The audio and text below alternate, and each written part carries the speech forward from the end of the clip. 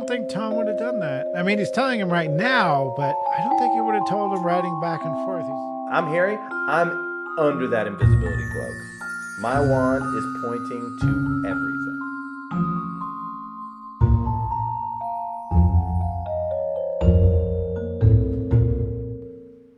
So, Andrew, I actually wanted to get into a little pre-show chatter with you.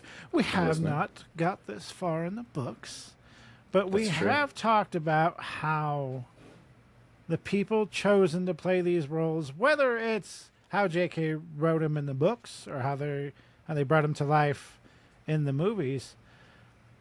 I was going on Reddit the other day, and somebody said, "What character do you not like that everybody else likes?" And I couldn't think of one. I started thinking of Dolores Umbridge.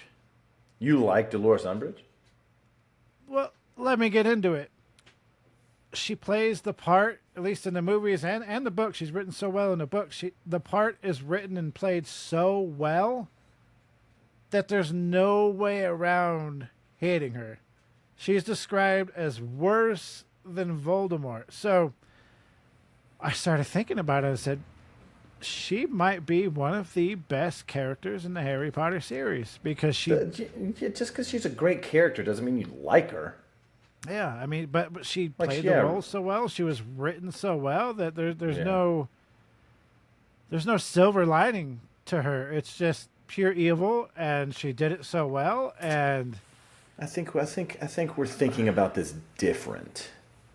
If somebody were to say, "Hey, what's a character you like that nobody else likes or not very many people like?"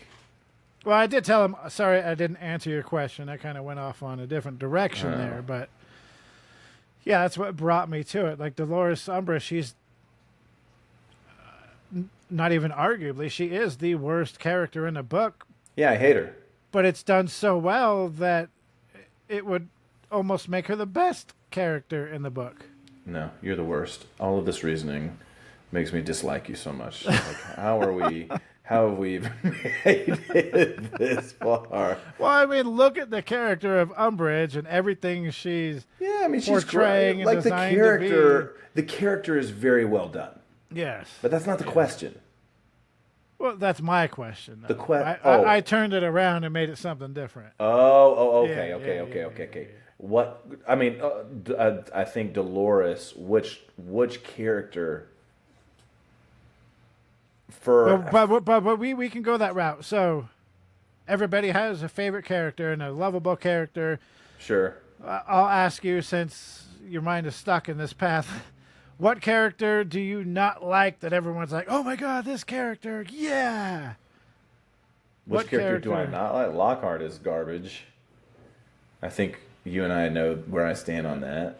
I said, the way they're written, you know. But they're written. They're written great. Which character? I can't get away from that thought. I think it's because the mode that we're in with the podcast, and it's hard for me to think the way other people would think about it. Yeah, Umbridge is written so well. She's written so well, and the actress just nailed it in the movies. So but like what's a character that, I mean, everybody likes Creature, right? Do people like Creature? Do people dislike Creature? I don't think I ever hear anybody talk about Creature. I love Creature. Creature is one of my favorite characters. He's also another one that's written very well.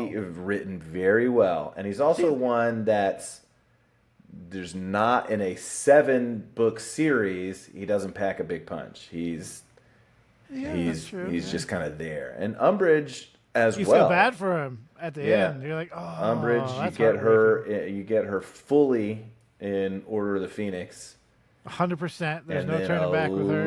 And then a little bit in Deathly Hallows. I can't even remember if we get anything in Half-Blood Prince with her. I don't think I can't recall anything in Half-Blood Prince. So, actually, I think in the book she shows up to Dumbledore's funeral. I'd have to look back. See, I think that's something that maybe I opened your mind up to as we go through these books to start thinking about the characters a little different that way. Well, I always think of the characters as so from a reader's standpoint, from a literary standpoint. Yeah. I love all the characters. There are few characters that I think are irrelevant and really don't do anything for the plot. Maybe a couple of the students, like Lavender Mundungus Brown. Fletcher. I don't like Mundungus. Yeah, Mundungus, we could have gotten a little more about him. It really makes no sense that he's part of the Order of the Phoenix, or an active part. Like, we get that he knows a lot on the of the underground stuff going on, but to have him as an active participant again, written how he is, he's a slime bag. He's a slime bag, and he lives up to it. But no. I like it. Welcome back, witches, wizards, and muggles to Squibs Corner. I am Jeremiah. And I'm slightly confused, but you can call me Andrew. And today, we're jumping into an amazing chapter. We're in Harry Potter and the Chamber of Secrets. And we are in chapter 17, The Heir of Slytherin. Okay, so before we move forward, let's recap where we were. Chapter 16, Harry Potter and the Chamber of Secrets. The Chamber of Secrets. So Harry and Ron go to the staff room. They want to talk to Professor McGonagall. They wanted to do the right thing. They wanted to do tackling the this right head on. thing. Yes, they want to do the right thing. Never in a chapter so far have they gone to such lengths to try to do the right thing, and they couldn't. And they tried to do the right thing. So they go to try to see Professor McGonagall. They get there.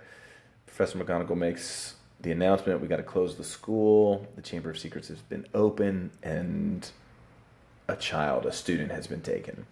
So everyone's like, oh my goodness gracious, that's terrible. Gilderoy gets there late. They're like, Gilderoy, now's your chance. You go and you do it. So he leaves, and they're like, we know he's not going to do it. I love it. Yeah, we just need him out of our way. That should get him out of our way. And then Professor McGonagall announces that Ginny Weasley was the student that was taken. So Ron and Harry, they go back. They're like, we got to go do this.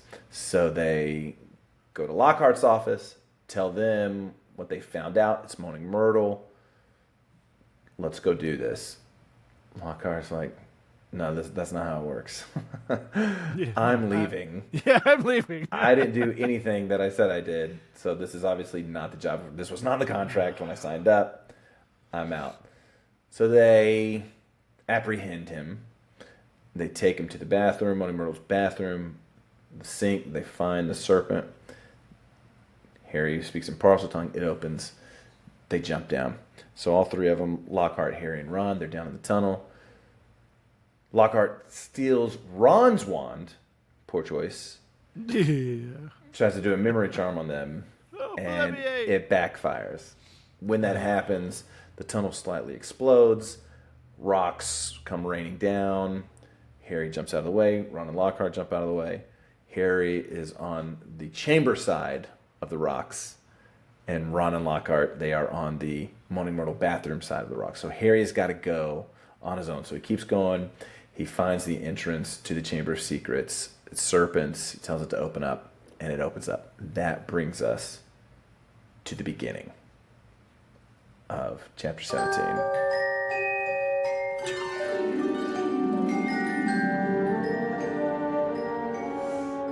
Andrew, what you got for the 7-word summary, man? Well, the 7-word summary, here's what I got. Tom should have protected his precious diary. Yeah, there you go. Yeah. How would he have protected it, though? Well, not just leaving it lying around. Oh, yeah. You know what I'm saying? Like, it's just laying there. Yeah. Okay. So that brings me, okay, a huge possible loophole can be found here. Yes. Yeah. Yes. And it's been debated for a very long time. There's a big loophole. I like, JK. We'll talk about that later. Yeah. So let's do this. So we've got the 7 chapter notables. for chapter 17. Number 1, Tom Riddle. Number 2, who opened the chamber? Number 3, Dumbledore's judge of character. 4, Tom Riddle wants to kill who? 5, Tom Marvolo Riddle revealed. Love it. 6, Dumbledore's help. And number 7, the diary.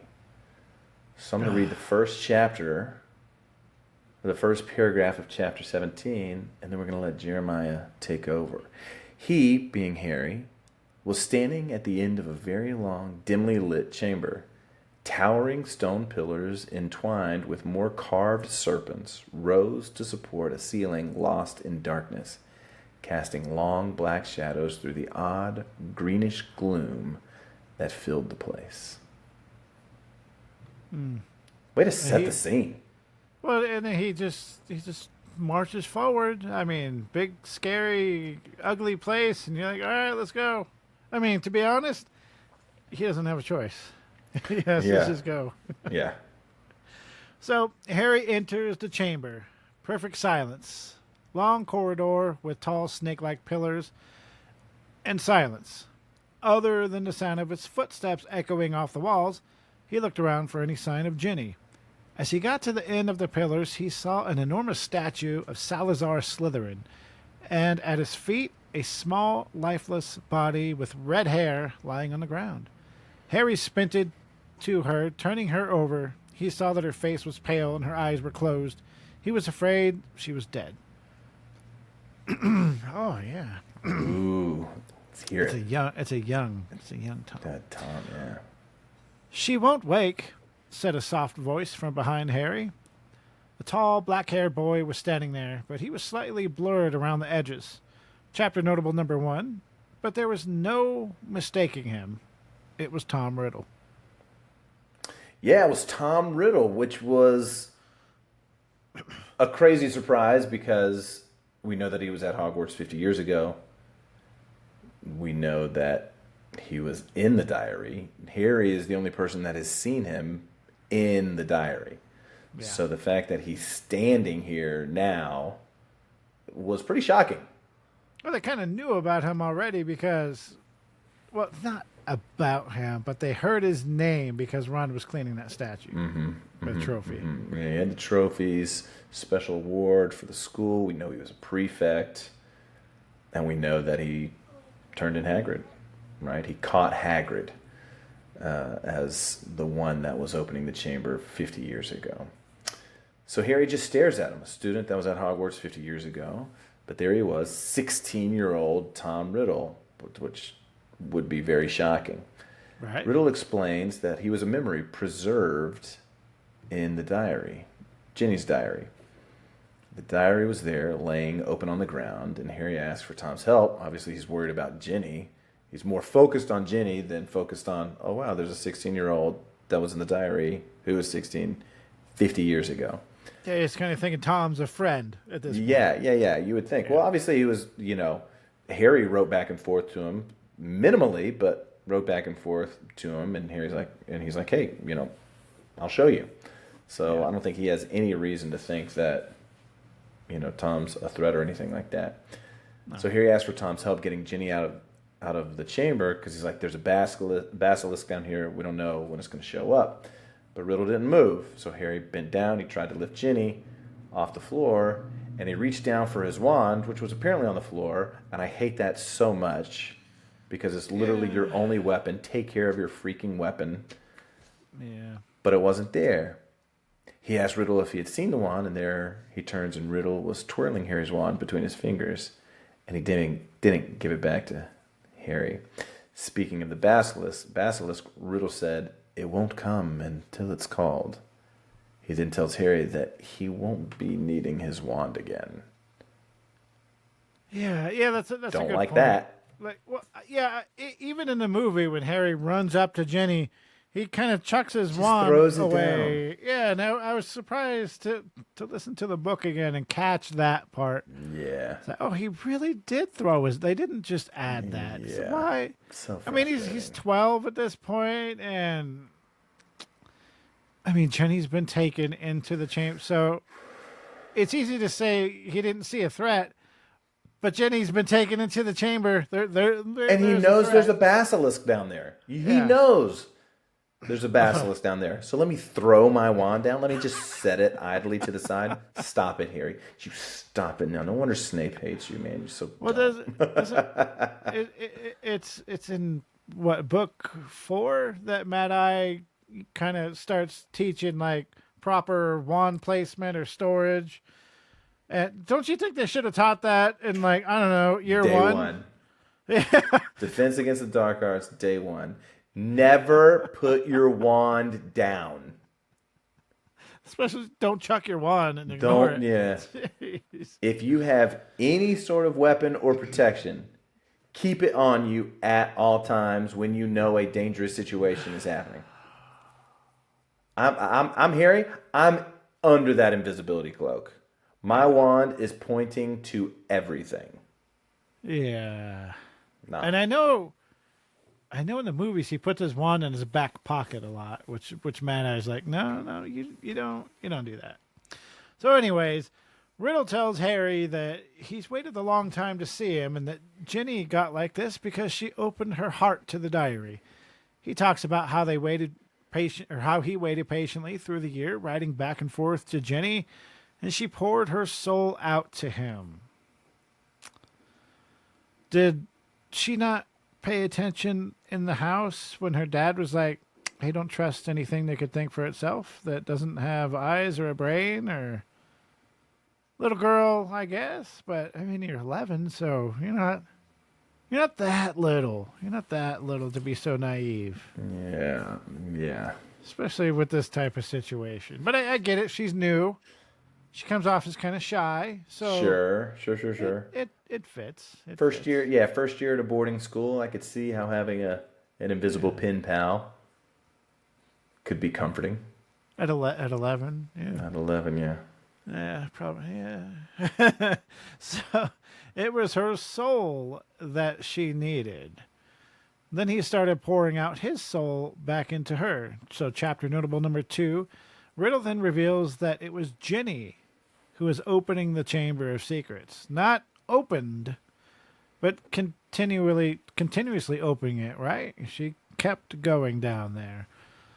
She was killing the school roosters, writing messages on the wall, and set the basilisk on 4 mudbloods and the Squibs cat, which I love that she put that in there. And the Squibs, you know who he's talking about. It's great that well, you know, and one here's word right there. Here's my question: Does Voldemort know that Filch is a squib because he was there when Voldemort was a student, or Tom Riddle was a student, or is it because, you know, Ginny wrote, you know, oh, Filch, the caretaker, he's a squib. His cat was petrified last night. Yeah. Like, I want to know how he knew that. How long has Filch been there? Filch, yeah. Jeez. Dude is ancient. So, though she didn't know she was doing it, which is another very important thing, she did become suspicious, though. She couldn't remember what she had been doing when the attacks had taken place. She eventually tried to get rid of the diary, and that's when Harry found the diary. The one person Riddle wanted to meet more than anyone. And I think at one point Ginny actually thought that she was the one doing all of this because she couldn't remember what, she wakes up. Yeah, eventually she, and we go over that momentarily, eventually she realizes that it's her because she's, wakes up, she's got paint on her hands. She wakes up, she's got rooster feathers, so she's like, I think it's me. I think something's going on. But we can kind of see... That'd be scary. We kind of see Voldemort or Tom Riddle playing the long game with Ginny. Yeah. So Riddle really wanted to meet Harry. And, he starts boasting about, 50 years ago, I framed Hagrid. Bragged about how great his plan was. Everyone believed him, except for chapter notable number 3. Everyone except the Transfiguration Professor, Dumbledore. He admits that Dumbledore never really trusted him like the other professors, and that he left behind a part of himself in the diary because after he turned in Hagrid, He was like, I couldn't open the Chamber of Secrets again while I was at school. Otherwise, they would have known Hagrid was innocent, and then it would have all started back up again. So he's like, I couldn't open it back up. So left a part of himself in the diary so that he could lead another to finish the job in the future. Here he tells him that he failed. He failed this time. Before I move on, I would be curious to know. So this kind of doesn't really make sense because I could see how he would make the diary, but how did the diary go from that point to Ginny doesn't find the diary in Hogwarts? No. So, yeah, I left behind a 16-year-old version of myself in this diary. It's like, yeah, but then the diary was removed. That diary could have gone anywhere. You're just a series of coincidences that it wound up back in Hogwarts. Yeah. So, would love to know how we get it to, spoiler alert, Lucius Malfoy, over that 50 years. Would love to know the where all the diary went. It seems like Lucius, as we spoiler alert, but I think he knew more than he let on. I think he knew about some of this stuff, and he tried to protect it a little bit, but obviously, his heart wasn't completely in it. So, well, we know why Lucius did it. Yeah, Lucius did it like Dobby warns at the beginning of the year. There is a plan in place to kill Harry Potter. So I wonder, I have never thought of this. Were Death Eaters writing to Tom Riddle? And the book, in the diary? In the diary. Like, had people, followers of Voldemort, had they been writing in there? It would make sense. I mean, it's a perfect... Yeah, because we know that Lucius was chastised in the Goblet of Fire or Order of the Phoenix about being so careless with the diary. Interesting. The path of the diary. I want that. No, JK, it makes sense, yeah. When you're listening to this, I would love just a brief history, like we get in Deathly Hallows with the Death Stick. I would love a brief history of Riddle's diary. Yeah, when you're listening to this, and we get another strike. That's right. That's right. That's right. Okay, so Riddle says I left a 16-year-old version of myself so that I could finish the job later. And Harry tells him, well, actually, you failed this time. None of the Muggleborns have been killed. And that's when Riddle says, he's no longer concerned with killing mudbloods. He's only concerned about, chapter notable number 4, killing Harry. Tom, why? What beef does Tom Riddle have with Harry Potter? So obviously this confused Harry. Why would Tom Riddle want to kill him? Yes. Tom then says, he's kind of going over his plan about getting Ginny down here. He made Ginny write her own farewell. So when Ginny found out that Harry had the diary, she does everything she can because she was afraid that Tom would tell Harry that it was Ginny all along. That's why Ginny went to get the diary. She was frantic. She was afraid of it when she couldn't, figure out what was going on. I don't think Tom would have done that. I mean, he's telling him right now, but I don't think he would have told him writing back and forth. He's more cunning. He's smarter than that. Well, yeah. So I don't think that. Yeah, knowing now that his plan was to kill Harry. No, I don't think he would do that. But there's no reason to think for Ginny. I would be petrified of that as well. Well, it would give Harry a reason to be like... book 2. Yeah, it'd give Harry a reason to be cautious about the book and start, whoa, wait a minute, what? You Yeah. you guys did what? So, at this point, he's just thinking Tom's a friend. Yeah, because he probably wouldn't do that because if he told Harry that Ginny had been doing it, then they say, "How do you know?" Like, "Oh, I've got Tom Riddle's diary here." Yeah.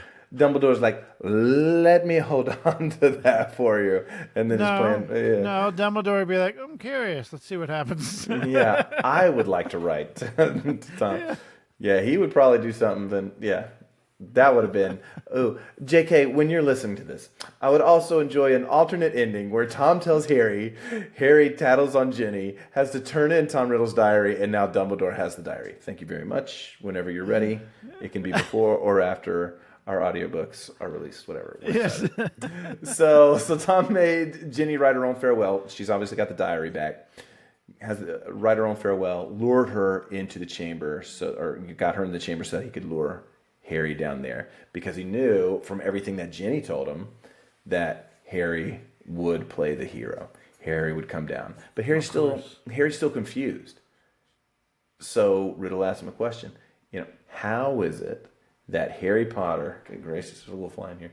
Harry Potter, scrawny little Harry Potter, no exceptional magical capabilities or anything like that. How is it that he was able to defeat Voldemort?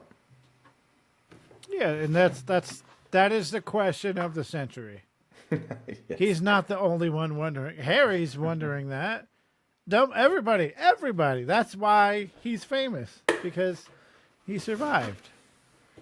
But Harry knows. Harry knows. Dumbledore told him at the end of the first book. So, like I said, Harry didn't know. He didn't know why that particular instance mattered. Yeah. He asked Riddle why he cares about Voldemort. That was after his time. And this is like... You've seen the movie, right, Andrew? I've seen the movie many years ago. It's just great the way this is done. And I sat down and I wrote everything out. I thought they did Tom Riddle, young Tom Riddle's character. I thought they did him great. But I even wrote everything out right here, rearranged the letters, and went, "Oh my God, it does work." Like, how did she think of that? Like, how do you think of something this genius? So the funny part about this, the funny part about this is that Tom Marvolo Riddle only makes sense in English.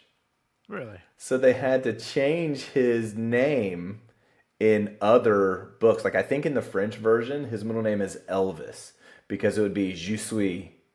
Right?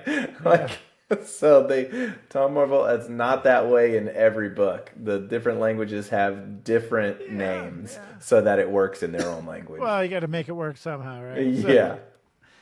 What we're talking about is Riddle responds with, "Voldemort is my past, present, and future, Harry Potter."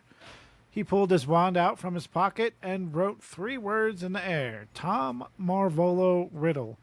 He waved the wand again, and the letters rearranged themselves to say, Chapter Notable number 5. Isn't that weird? Boom. That's weird that they would arrange themselves to say that. They knew. JK knew about our podcast. When you're watching this, JK, we would shout out to you for writing it. So they rearrange themselves to say, "I am Lord Voldemort." That's just great. It's great. Oof. He reveals that he was using that name in Hogwarts, and he knew he needed a name that would strike fear into people when he became the greatest sorcerer in the world. Which, if he just changed his name to Voldemort and then went about life as usual, would anybody have feared the name? Like, he could have picked any name and became the person he did, and they would have feared whatever name it was. Doesn't Voldemort mean something in French? Ooh. I can't remember if it means something. Let's see. What does the word Voldemort mean? What does flight of death or theft of death? Yeah. Flight of death because, Okay. I guess if people are looking into the meaning of the name. Yeah, he's trying to I wouldn't, but I never did until now, so. You heard it here, folks. Squibs Corner, Voldemort, theft of death, flight of death. And it all makes sense, too. Like, she played into the definition of the word as well, so that's great. Harry responds, "You're not." "Not what?" "Not the greatest sorcerer in the world. Sorry to disappoint you and all that, but the greatest sorcerer in the world is Albus Dumbledore. Everyone says so. Even when you're strong, you didn't dare try to take over Hogwarts. Dumbledore saw right through you when you were at school, and he still frightens you now, wherever you're hiding these days. Dumbledore has been driven out of the castle by the mere memory of me. He's not as gone as you might think." Ooh, and then chapter notable number 6. At this, Riddle froze. Harry could hear it too. A strange music or a song was coming from somewhere off in the distance. Soon, flames erupted at the entrance to the chamber, and Fawks appeared and flew straight at Harry. Now, here's what's cool. Here's what I love about this scene. We've only seen Fawks one time. And he caught on fire. Dang it, Harry. And he looked terrible. He looked sick. And then he caught on fire. And then we just saw him as this little chick, right? This little bird. And then when Fawks comes in this time, he is golden. He is blazing. He is magnificent. Golden talons, golden beak. I mean, just this brilliant, radiating bird of fire that comes through. So it's really cool. I love that we met him, how we met him, and then we see him now. Well, he doesn't look like... He looks real, like serious, like not like a thing that you go, "Oh, what is that?" Yeah. Like, no, it's great. It's great. So, fun aside, I usually say fun facts. Fun aside, I have written a large part of an 8th Harry Potter book called Harry Potter and the Ghost Patronus. And in there, a series of things happen. Dumbledore, before he died, prepared Harry. And at one Wait, point, what? Yeah. Well, so Dumbledore obviously knew that he was going to die, right? After the ring incident. Dumbledore knew he was going to die. So before he died, he was preparing everything, right? He was preparing for Harry to know about the Horcruxes. He left things for Hermione so that she could figure out about the Deathly Hallows. Like, he was preparing everything. So basically in Harry Potter and the Ghost Patronus, Dumbledore, I mean, it's never going to come out, so I could spoil it. So Kingsley Shacklebolt. You're spoiling your own book, man. I'm spoiling my own book. That's never going to be published because it's my own fan fiction. So after the war, Kingsley Shacklebolt, when he becomes Minister of Magic, once you're magically imbued with that calling, he goes in and things, drawers unlock and stuff like that weren't unlocked prior because it was a fake minister, right? It was a sham minister. Anyway, so Voldemort's minister couldn't get it. So anyway, there's a letter for Harry Potter. Gives the letter to Harry Potter, and it's from Dumbledore. Dumbledore says, if you're reading this, you've succeeded, you've defeated Voldemort, all that stuff. And then he goes, but you're not ready to basically take my spot as a wizard that can hold off evil. So cryptically in the letter, Harry figures out that he has to go to the cave where they found where the locket was hidden. And when he gets in there,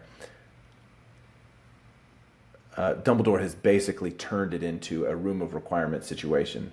And Harry is trained. And every time he accomplishes something, there's another letter and all this stuff. And Harry becomes, over a 2-year period, an amazing wizard. Right, like becomes an amazing wizard. And when he finally leaves the cave, and he's not talking to anybody, people think Harry's dead. They think he's gone. They're not sure what happened. Harry and Ron, Dumbledore's like, tell no one. So when he leaves the cave after 2 years, he comes out and he's like, okay, I got to go see Harry and Ron. And so as he's leaving the cave, he hears Fawks' song.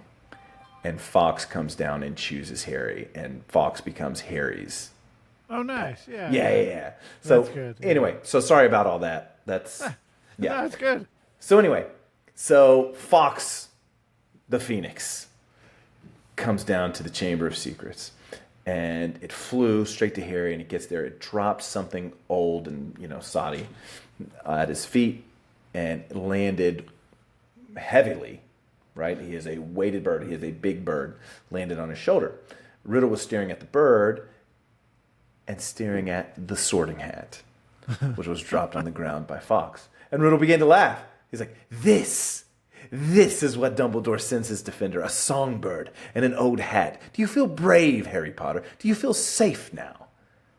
Harry didn't answer it. Harry's like, this bird just showed up and the hat just showed up. I'm not thinking anything just yet. Ginny's dying. You're Voldemort. I got a lot of things to process right now. Yeah. So then Riddle's like, he's prodding Harry. Tell me how you survived against Voldemort. And he told him, he's like, Harry, the longer you talk, the longer you stay alive. So then Harry noticed something that was probably a bit worrying. When he first saw Tom Riddle, the edges of Tom were blurry. And in the book, it says like you were looking at him through like some stained glass or some foggy glass. Everything was just kind of blurry. Well, now the outline isn't as blurry, which obviously we take to accept that, he's been coming back and now he's getting closer. So getting stronger, Yeah, so Harry knows that he needed to act fast before Riddle could suck all of the life out of Ginny and be fully back. And he knew that if there was going to be a fight, it needed to happen sooner rather than later. So Harry taunted Riddle. No one knows why you lost your powers when you attacked me. I don't know myself, but I know you couldn't kill me because my mother died to save me. My common muggle-born mother. She stopped you killing me. And I've seen the real you. I've saw you last year. You're a wreck. You're barely alive. That's where all your power got you. You're in hiding. You're ugly. You're foul. I mean, he's really giving it to him. I don't like, I won't say it's a bit of a contradiction, but Harry saying that his mom was a common muggle-born. It's like, your mom actually grew up to be a pretty rockin' witch. Well, he knows that the Voldemort doesn't like anything about muggles. I didn't like that. I didn't like, Harry, your mom died to save you. There's no need to downplay who she was. Okay, bud? Yeah. He's just trying to rile him up. Gotta rile up. Yeah. Rile up the Riddle. I get it. Yeah. So Riddle obviously didn't like that. He began to point out the similarities between himself and Harry. Half-bloods, orphans, raised by muggles, Parseltongue, and they even sort of look alike. Now that he knew that it was Harry's mother who saved him and not his magical skill, he was ready to finish the job. Riddle warned Harry that he was going to put the power of Salazar Slytherin's monster against the likes of Dumbledore's weapons. He spoke in Parseltongue. Speak to me, Slytherin, greatest of the Hogwarts Four. The mouth of the great statue opened, and something large began slithering out of it. Harry backed away, shut his eyes, and felt Fawks fly off his shoulder. The basilisk was moving towards Harry, but before he could get to Harry, Fawks attacked the basilisk and punctured both of the great snake's eyes. Now, just like any bad guy versus good guy, a lot of people go, why didn't Tom just kill him? In any instance, the first book, one spell, you're done. But then where's the story? Where's the plot? Sure. It's easy to say just do this, but then there's nothing there. You get a one-off book. Yeah, I've thought about that a long time ago, and as I was rereading it yesterday, it would be neat JK, when you're listening to this, we really do want you to rewrite books 1 and 2. It would be cool because my first thought is because Tom's not fully back, then he can't really do that kind of magic yet. But it would also be cool to see Tom try to use Harry's own wand against Harry.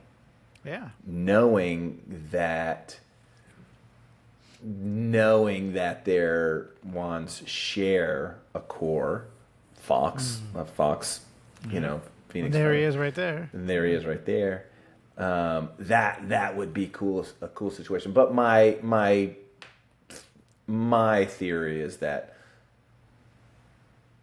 well, I think as Lord Voldemort, would much rather the dramatic, right? Yeah. The theatrical.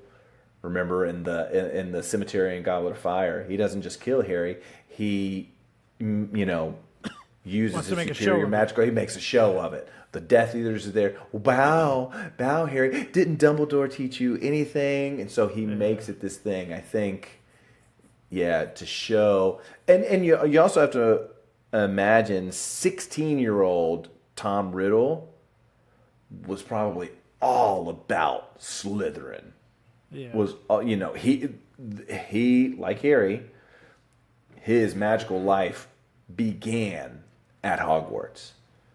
And he's a fifth year, right? He's a fifth year, so he is probably a diehard Slytherin. Oh, speak to me, Salazar, greatest of the Hogwarts Four. I think Voldemort would have moved past that, but I could see 16-year-old Tom being like, it's going to be, I'm going to fulfill the prophecy, Slytherin's heir, the monster. I could see that as why, but you also have the bro, just kill him. Well, at that, right here, he's only a memory. He's not in physical form, so I don't think he could kill Harry. Well, he can pick up the wand. He was able to pick up the wand. He was able to, he was able to make the letters, in the air. There's a couple loopholes there. He should not have been able to pick up the wand. He should have been like a hologram, kind of. Well, I'm sure at one point he was. Yeah. But the longer Ginny's out, the stronger he gets. Man, we can go deep here. Because he's only 16. This is just a memory. Oh, boy. Does he even possess that kind of magic at this point? We know he has the hate. He would have the ability to do it if he knew the magic.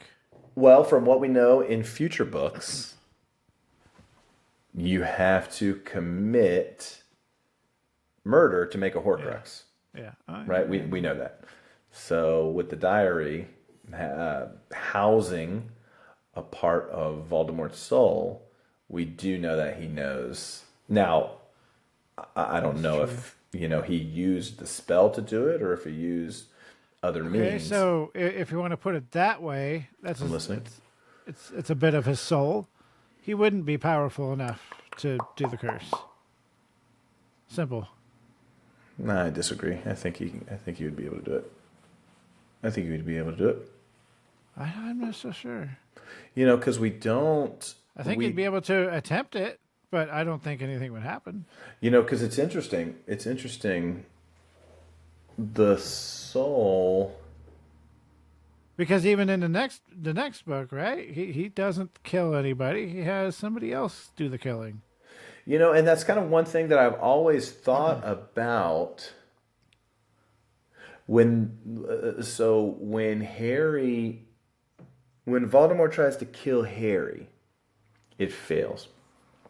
And then part of Voldemort attaches to Harry. Because at that point, he had already broken up his soul, and he was making himself weaker and not knowing it. Correct. But then, his soul left, and that, the part of the soul that was within Voldemort's body went to the forest in Romania. Yeah.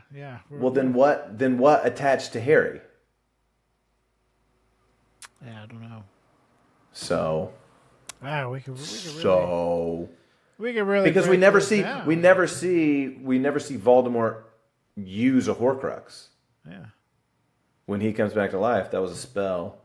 Well, Dumbledore even mentions like he has a lot of ability, a lot of potential, but he's very naive and he doesn't think it through. Mm-hmm. So, anyways, back to book 2, chapter our regularly 17. scheduled program. So thank goodness for Fawks. Now the one thing that can definitely kill Harry, the eyes, the penetrating, the piercing stare of a basilisk can kill anybody immediately. So his eyes. Now he can throw a hat at it too. Like, now you can throw a hat.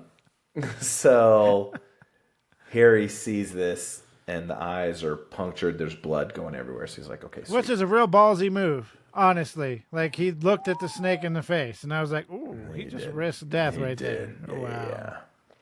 So Harry panicking, and now the basilisk is writhing about. Now that he doesn't have his eyes, he's writhing about because Riddle is still giving him commands. Find him. Okay, he's over there. Now, okay, now go left. You know, he still wants to use the basilisk to kill Harry. So the basilisk is writhing around on the floor, and Harry. And I love this. So we talked about this the other day when we had Miss Kelly G. Yeah.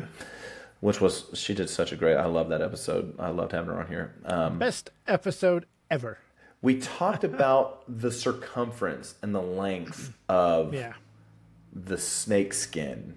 Do you remember in this chapter how they describe the size of the basilisk? We only get one description of his size. No, I started listening to the chapter. I remembered at like 6:30. I was like, oh, I should probably listen to this chapter again. So the body of the basilisk was compared to the size of a trunk of an oak tree. So those get big. Yeah. So those get big. So the trunk of an oak tree. So I like that. So we've got a big animal here. How big are their pipes? How big are their walls? Pipes. Talk about soundproof. Well, Harry can still hear it, so they can't be that soundproof. Yeah. So, okay, so he felt something soft. Harry felt something soft hit him. Looks down. Basilisk had hit the Sorting Hat right to Harry. So Harry's like, "This is a weapon. Dumbledore sent me. What do you do with a hat, Jeremiah?" You put it on. Harry grabs it, puts it on, dives out of the way. Basilisk is close to him, so he dives out of the way. He puts the hat on. And he's like, help me, please help me. I need something going on. But there was no answering voice from the hat, which was unexpected. But the hat did get tighter. It contracted, it constricted, almost like somebody was squeezing it. And then something very heavy hit Harry on his head. Perfect timing. Life or death situation. Let's knock Harry out. Yeah, an odd method of delivery in this dangerous situation. So takes the hat off, he's pulling it off, and he sees this beautiful sword, ruby encrusted hilt. And we learn that this is what we refer to as, I guess we learn it next chapter, but it's the sword of Godric Gryffindor, or what we call in the series the sword of Gryffindor. So it's really cool that Slytherin's monster has to go up against Gryffindor's sword, which is pretty cool. I like how we get that. So we've got the sword of Gryffindor and the basilisk. Of course I have that sword. Of course, you have to have the sword of Gryffindor. So the basilisk is now trying harder than ever to get Harry. He's super close. And he's thrashing. He got super close. The last one, his tongue even lashed the side of Harry's body. So he's close. Harry raised the sword. The basilisk lunged. Harry puts all of his weight behind the sword and drove it deep into the basilisk's mouth as he lunged at him. Success. He got it deep into the roof of the basilisk's mouth.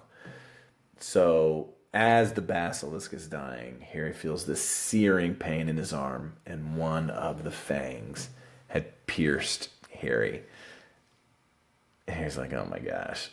He slides down the wall, pulls out the fang, he feels this white searing pain from the wound, and now it's spreading, and his vision's becoming blurry, and he was about to lose his consciousness. And right as things were going to go dark, he sees something scarlet pass in front of him. He sees Fawks land right next to him, and Fawks lays his head on Harry's arm, right where the wound is, and he begins to cry. And Riddle, at this point, Riddle's like, "I won. You're done. You're dead." That's what he said. "You're dead, Harry Potter. Even your bird is crying." Yeah, and he begins to glow. This is so great. So, should we get into the plot hole now, or wait a little bit? We'll get into the plot hole after. All right. After the chapter, and yeah. So as Riddle was boasting about triumphing over the great Harry Potter, Harry noticed something strange. His vision was clearing. The pain was receding. He looked at the wound, but there was no wound. "Phoenix tears," said Riddle. "Healing powers." Chapter notable number 7. As Riddle raised his wand to Harry, Fawks flew overhead and dropped the diary at his feet. Harry and Riddle stared at it without thinking, which is a strange, extremely strange thing to do that no one would ever think of doing. Well, and it's interesting here. So Tom, now that the basilisk is dead and Harry's coming back, Tom raises the wand. Yeah. Tom raises the wand like he is about to do a curse. And I love how he makes the excuse, "Oh, you know what? I prefer it this way. It's better this way that it's just you and me." It's like, bro, you're a liar. Yeah. If it was better this way, you would have done this to start with. Well.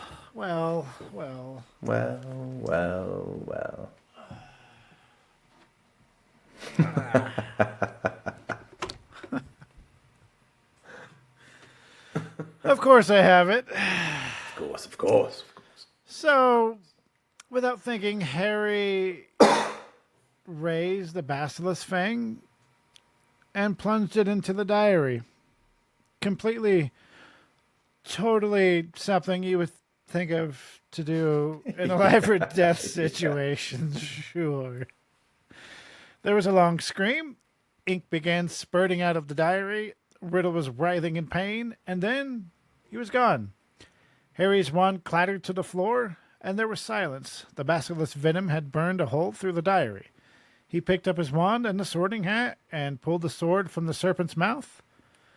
Then he heard it, a slight moan from the end of the chamber. Ginny sat up. She saw the serpent. She saw Harry soaked in blood. She saw the diary and began crying. Poor Ginny. Yeah, she sits up. Completely a normal thing to do. "Let me stab this diary. You're about to kill me." Sure. Okay. So Ginny tells Harry, I was like, "Look, I wanted to tell you this at the breakfast the other day, but I couldn't say it in front of Percy." And she knew it was her. At that point, she knew it was her. She knew that she was the one behind the attacks. She didn't know how. She didn't know what was going on, but she knew it was her.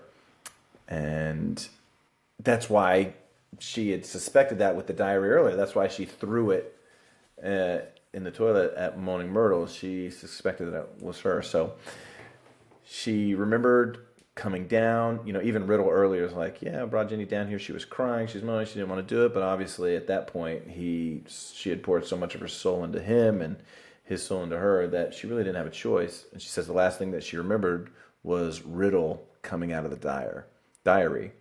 So Harry assures her, "Look, Riddle is gone. The basilisk, right over there, is dead." And so they're done. So then they follow Fawks out of the chamber, down the corridor, and they eventually get to the wall of stone that Ron and Lockhart were trapped behind. So Harry yells to Ron, "I've got Ginny. She's safe. She's okay." Ron, I love Ron, yells back. In delight, they kind of come around the corner. They see the wall. Ron had made a gap through the rocks, and he immediately reaches through, grabs Ginny, and brings her through. And then Harry climbed through. So Ron was thoroughly confused, which I never think about this part. Ron's like, "Where'd that bird come from? Why do you have a sword? Where'd you get that sword?" I love. Which makes me wonder. How did Fawks get in there? How did Fawks get in there? If it didn't come through the corridor, through Moaning Myrtle's bathroom? Fawks is magic, man. Magic. Fawks, Yeah. Fawks is magic. The ultimate loopholes are just magic. Magic. Magic couldn't help any of the previous founders or headmasters for 1,000 years find the Chamber of Secrets, but Fawks could find it today. We'll love that guy. Plus a dead girl and 3 12-year-olds. Yes. So Ron showed Harry that Lockhart had lost his memory. Lockhart's lost his memory. Due to the wand backfiring, which is just beautiful justice. Yeah. Beautiful, beautiful karma right there. I love it so much. So Fawkes then helps all of them fly up the tunnel to Moaning Myrtle's bathroom. Earlier, when we first meet Fawkes, Dumbledore's like, yeah. Oop, I didn't mean to play that. Whoa, that was exciting. So Fawkes, phoenixes are able to carry very heavy loads. So what's neat about this, you can say that Fawkes is strong, but it's cool that when they all kind of joined hands and grabbed Fawkes' tail feathers, Harry's like, this light sensation, this weightless sensation came over him. Yeah. So there's a little bit of magic to that as well. Sense of relief, Yeah, which is pretty cool. So they fly up, they go to Moaning Myrtle's bathroom. Hilarity with Moaning Myrtle. She's disappointed that Harry survived. She had hoped that if Harry had died, he could have stayed with her in the bathroom. And then Fawkes again starts leading them. They lead out, and we're left with them heading to, and they arrive at Dumbledore's office. They knock, and then they open and enter. I love in the movie, Fawkes he's flying up and Lockhart, this is just like magic. Yeah, when you fit Lockhart in the book, he's like, strange place this. You live here? So good. Oh, that's great.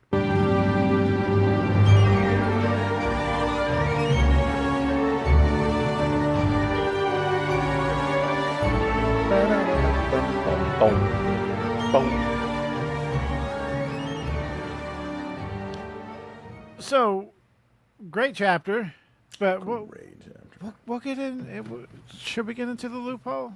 We can get into the loophole. Yeah. So, spoiler, I suppose. Harry is a Horcrux. Basilisk venom kills Horcruxes. So does Fiend Fire. Why is he still a Horcrux? He got stabbed by a basilisk fang. How does that make sense? We get that he didn't die. Is it maybe because he got healed? That is what JK says. So her retort to the loophole is that an object has to be destroyed completely of use for it to kill the Horcrux. Yeah. So obviously Harry is not killed. Now I disagree. But did she think of that before or after this got brought up? It would have had to have been after, because, and here's my retort to JK's retort. So Dumbledore used the sword to destroy the ring, yes, right? Which destroyed the Horcrux. But what was the ring? What was it? Yeah, what was the ring? The stone that was on the ring? Oh, the Resurrection Stone? It was the Resurrection Stone. The stone still worked. Harry used the Resurrection Stone in Deathly Hallows. But the Horcrux was destroyed. That's another issue. Did he use it? Yes. When he walked to the forest to see Voldemort, he took the stone, he opened the golden snitch. I open at the close. I'm ready to die. Snitch opens up, stone comes out, he holds the stone, and then his parents with Lupin and Sirius are there. So Harry uses the Resurrection Stone after it was destroyed by the Sword of Gryffindor. So I never viewed it like that. Okay. Come on now. We got to get deep here at Squibs Corner. I didn't think there was a correlation between the two because they didn't physically come back. They came back as ghosts, so or memories. Yeah, but the stone itself was not completely destroyed. The diary was destroyed. Right? It was irreparable. Okay? Could no longer do that. And why? Oh, we've never had a quiz time in Final Thought. Getting a quiz? Is this a pop quiz? Are we going to pop quiz right now? Super easy question. Wow. Why can the sword be used to kill Horcruxes? Because the Sword of Gryffindor basically gains, it grows stronger. Right? It grows stronger when it is used.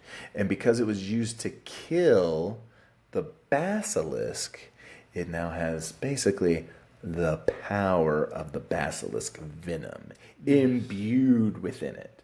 Yes, and we are getting ahead of ourselves, but who cares? Mm-hmm. I'm all about Drink the gallon of water, Andrew. Chunk. Chug. I love water so much. Yeah. Yeah, so the loophole is, if Harry got stabbed with basilisk venom, which is obviously a very difficult word for me to say, basilisk. Yeah. Then that part of the Horcrux should have been destroyed. It makes sense, but it makes as much sense as, and we'll talk about it and get to it when we get there, but it makes as much sense as who was the Master of Death. That being said, thank you for joining us, everybody. Don't forget to follow us, like, share, and share to another Potter fan. If you're listening on Spotify, I think it gives you the option to leave a comment or leave some sort of feedback. So that would be very appreciated. It'd help us get out there on the algorithm so more people could see us too. We're also on YouTube. And join us next time when we have the last review of this book, The Chamber of Secrets, Chapter 18, Dobby's Reward. Andrew, sign us out. You know what? We're going to sign out with a quote. Right? We're going to sign out with a quote. We're switching it up, everybody. We're going to sign out with a quote that I clearly remembered. Do you have a Harry Potter quote, Noah? Oh, man, if he's got a quote. No? Okay. I'll go movie quote on this one. Let us hope that Harry Potter will always be around. I can't remember what the full quote that he says. To save the day. To save the day. Yeah. Don't worry. I will. That line was improv. Yeah. By the way, that's great. Yeah, let us hope that Harry Potter is always around to save the day.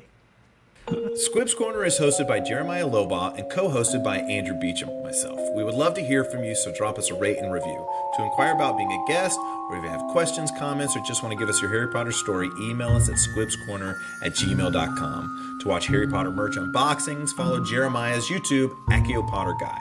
Lastly, you can leave us a voice memo and follow us on Instagram at Squibs Corner Podcast.